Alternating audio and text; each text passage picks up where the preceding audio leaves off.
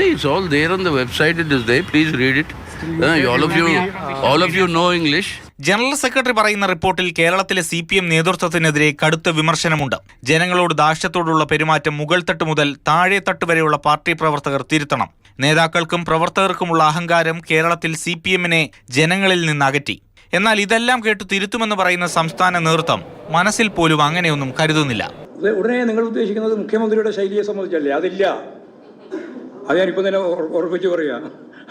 അത് വാർത്തയാക്കാനാണ് നിങ്ങൾ ശ്രമിക്കുന്നതെങ്കിൽ മുഖ്യമന്ത്രിയുടെ ശൈലി മാറ്റണം എന്നുള്ളതാണ് പാർട്ടി സെൻട്രൽ കമ്മിറ്റി പറഞ്ഞ പ്രമേയത്തിന്റെ ഉള്ളടക്കം എന്ന് നിങ്ങൾ വിശദീകരിക്കേണ്ട. അതല്ല. ഇനി SFIയെ വിമർശിച്ച CPI സംസ്ഥാന സെക്രട്ടറിക്കുള്ള മറുപടിയാണ്. SFIയുടെ ചൊര കൊടുക്കാൻ ഞാൻ സമ്മതിക്കില്ല. അതുകൊണ്ട് ഞാൻ പറയുന്നു SFI തിരുത്തണം. അവിടെ ഇവിടെ ഉണ്ടാകുന്ന തെറ്റായ ഒരു പ്രവണതയെയും അത് SFIക്കാരാണ് എന്നുള്ളതുകൊണ്ട് ന്യായീകരിക്കാനൊന്നും ഞാൻ ഉദ്ദേശിക്കുന്നില്ല. പക്ഷെ ഇവിടെയും നേതൃത്വം ശരിക്കും തിരുത്താൻ ഒരുക്കമല്ലെന്ന് ഇത് കേട്ടാൽ അറിയാം. ഇന്ത്യയിലെ ഇടതുപക്ഷ പ്രസ്ഥാനം എന്ന രീതിയിൽ CPIയും CPIM-ഉം പ്രധാനമായ രണ്ട് ഇടതുപക്ഷ പ്രസ്ഥാനങ്ങളാണ്. അപ്പോൾ എല്ലാ കാര്യങ്ങളും മുന്നണിയിൽ ചർച്ച ചെയ്ത് ആവശ്യമായ രീതിയിൽ പരിഹാരം തേടുക എന്നുള്ള നിലപാടാണ് യഥാർത്ഥത്തിൽ സ്വീകരിക്കേണ്ടത്. കാര്യവട്ടം ഹോസ്റ്റലിൽ KSU നേതാവിനെ SFI പ്രവർത്തകർ ഹോസ്റ്റലിൽ കൊണ്ടുപോയി മർദ്ദിച്ചുവെന്ന പരാതിയിൽ നിയമസഭയിൽ മുഖ്യമന്ത്രി പിണറായി വിജയനും പ്രതിപക്ഷ നേതാവ് VD സതീശനും വാക്പോരാട്ടം നടത്തിയതിനു പിന്നാലെയാണ് SFI ഈ പോക്ക് പോയാൽ ശരിയാവില്ലെന്ന വിമർശനവുമായി ബിനോയ് വിശ്വം രംഗത്ത് വന്നത്.